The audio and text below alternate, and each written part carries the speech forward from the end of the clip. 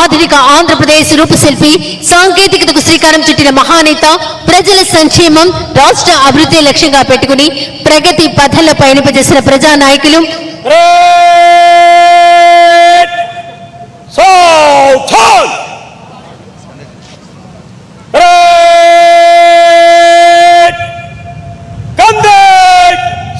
యువతకు ప్రేరణగా, ప్రజలకు ఆదర్శంగా నిలుస్తున్న నాయకులు మన రాష్ట్ర ముఖ్యమంత్రి వర్యులు గౌరవనీయులు శ్రీ నారా చంద్రబాబు నాయుడు గారు ఈనాటి పోలీస్ అమరవీరుల సంస్మరణ దిన పరేడ్ కార్యక్రమానికి విచ్చేశారు. గౌరవ వందనం స్వీకరిస్తారు.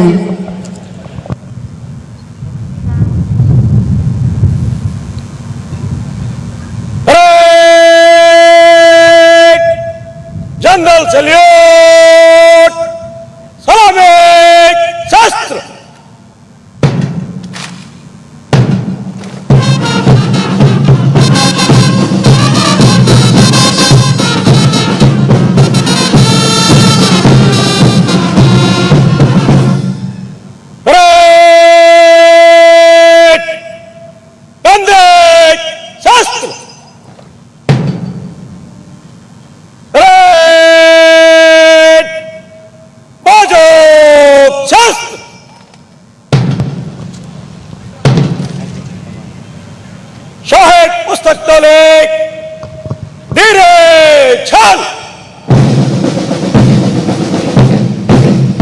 షహీద్ పుస్తక్ టోలీ.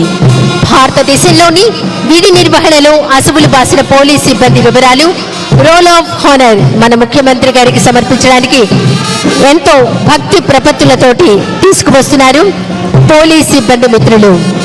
షహీద్ పుస్తక్ టోలీ.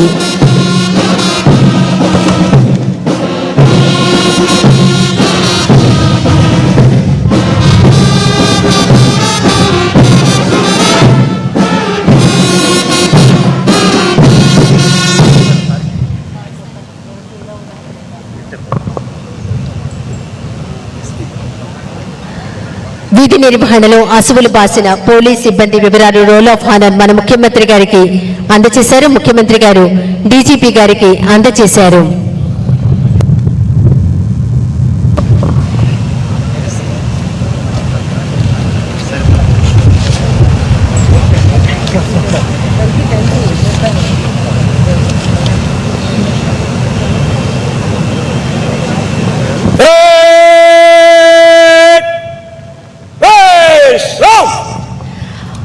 ఆంధ్రప్రదేశ్లో విధి నిర్వహణలో అసువులు బాసిన పోలీస్ సిబ్బంది వివరాలు అమరుల వారు మాటియస్ బుక్,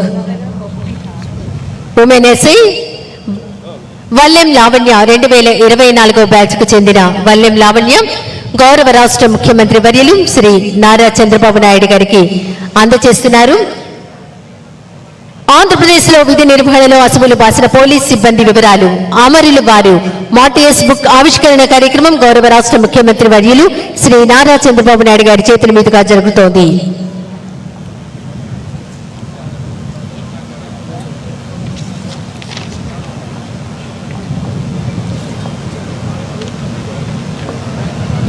అమరులు వారు మాటియస్ బుక్ ఆవిష్కరణ కార్యక్రమం.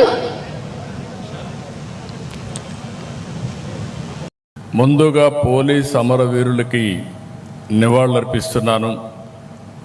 వారి ఆత్మకు శాంతి కలగాలని భగవంతుణ్ణి మనస్ఫూర్తిగా కోరుకుంటున్నాను. 1959 అక్టోబర్ 21న లడక్ దగ్గర మన సిఆర్పిఎఫ్ దళాలు చైనా సైనికులపై వీరోచితంగా పోరాడి 10 మంది అమరులయ్యారు. వారిని స్మరించుకునేలా ప్రతి ఏటా అక్టోబర్ 21న పోలీస్ అమరవీరుల రోజుగా ఘనంగా జరుపుకుంటున్నాం. వారి త్యాగాలను, బలిదానాలను గుర్తు చేసుకుంటూ మనం అందరం కూడా స్ఫూర్తిని పొందుతున్నాం. ఈ సంవత్సరం దేశవ్యాప్తంగా విధి నిర్వహణలో 192 మంది పోలీసులు అమరులయ్యారు. వీరికి నివాళులర్పిస్తున్నాను. వారి ఆత్మకు శాంతి కలగాలని భగవంతుడిని ప్రార్థిస్తున్నాను. నేను చూశాను పాస్టర్ ప్రవీణ్ మరణం. ఒక సిస్టమేటిక్గా చేసే పరిస్థితికి వచ్చారు. దాని మీద రెండు కుల మతాల మధ్య చిచ్చు పెట్టే ప్రయత్నం చేశారు. దానికి రాజకీయంగా సహకరించే పరిస్థితి, కుట్రబన్నే పరిస్థితికి వచ్చారు. దాన్ని సీసీటీవీ కెమెరాల సాయంతో పోలీసులు ఎస్టాబ్లిష్ చేశాం. అంటే చాలా స్పష్టమైన కేసు. ఒక వ్యక్తి తప్పు చేసి ఎక్కడికక్కడ సీసీటీవీ కెమెరాల్లో ఉండి దాన్ని మతాల మధ్య క్రియేట్ చేయాలనే పరిస్థితికి వచ్చారంటే మనం అందరం గుర్తుపెట్టుకోవాల్సిన అవసరం ఉంది. సకాలంలో పోలీసు వ్యవస్థ యాక్ట్ చేశాం కాబట్టి తీవ్రమైన నష్టాన్ని నివారించగలిగాం.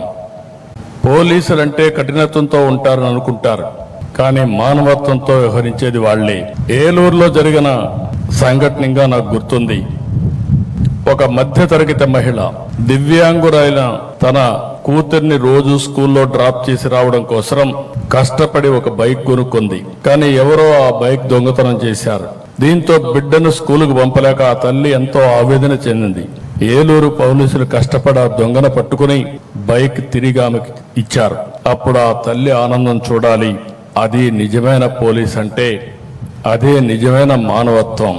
మొన్న విజయవాడలో పేద పిల్లలు చెప్పులు లేకుండా వెళుతుంటే అక్కడ చూసిన Penamaluru police station head constable Venkataratnam గారు పిల్లలకు అక్కడికక్కడ చెప్పులు కొనిపెట్టి పంపారు.